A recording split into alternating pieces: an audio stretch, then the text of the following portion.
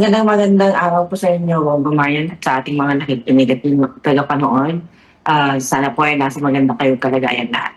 Yes po, at thank you ma'am sa pagpapaunlak po ninyo ng panayang pusa ngayon at para mag-update po rito kami ma'am sa kasalukuyang sitwasyon dyan po sa France matapos nga po itong naitalang wildfire kasi tinitingnan natin yung mga update din from time to time dito ma'am. And tama po ba, base po dun sa ilang mga anunsyo na under control na po itong malawak na wildfire ma'am dyan po sa France?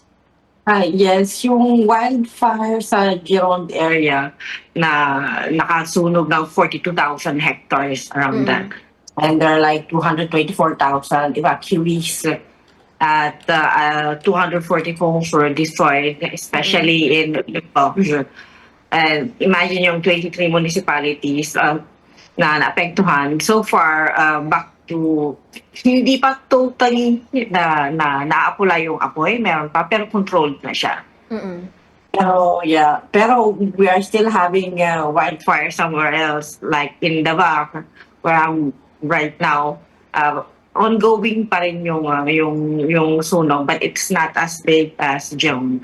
Okay. Parang ibig sabihin po nun, ma'am, is medyo mas tolerable na po para sa mga bomberos sa ngayon yung pag-apula dito po sa pagsasailalim nito as under control? Parang hindi madaling sabihin mas tolerable. Well, doon sa area, doon sa area ng Giron, kontrolado na nila. But still, when you're a firefighter, your life is still on the line. And so far, merong 4 na namatay na firefighters during these fires, So, hindi madaling sabihin na normal, pero it's lesser than, it's less harsh than the first fires that they were like taking care of.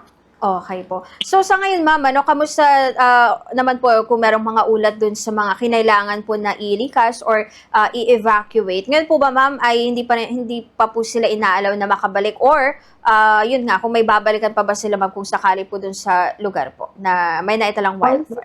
May 240 families na wala nang mababalikan kasi yung mga bahay nila nasunog, So there are surely a lot of social workers and with the government at the same time na working out what they will be doing to house these homeless people now.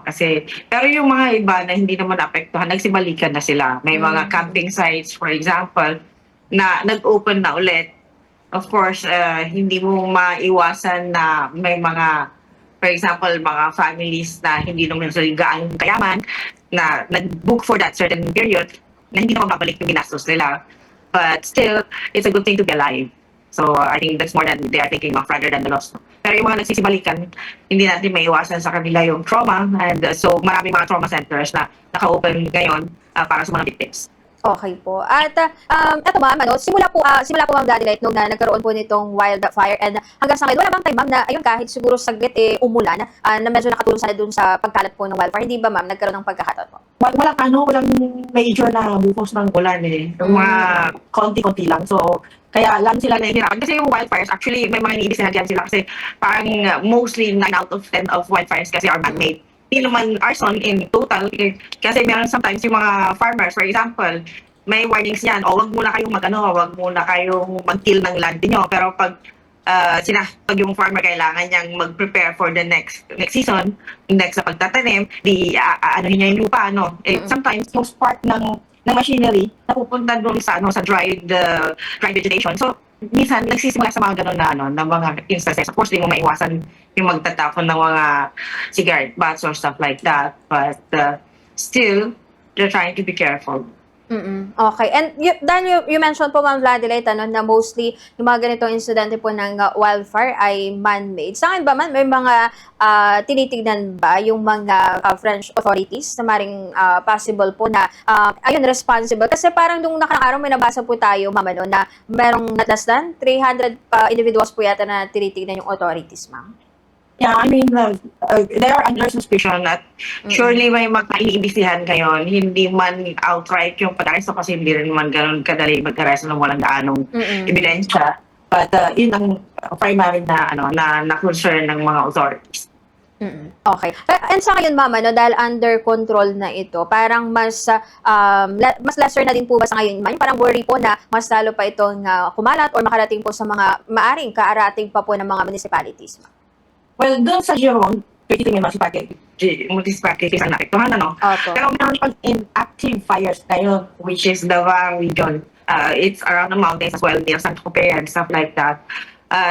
There's still an ongoing fire. Tapos may bagong sunog nung nung isang araw.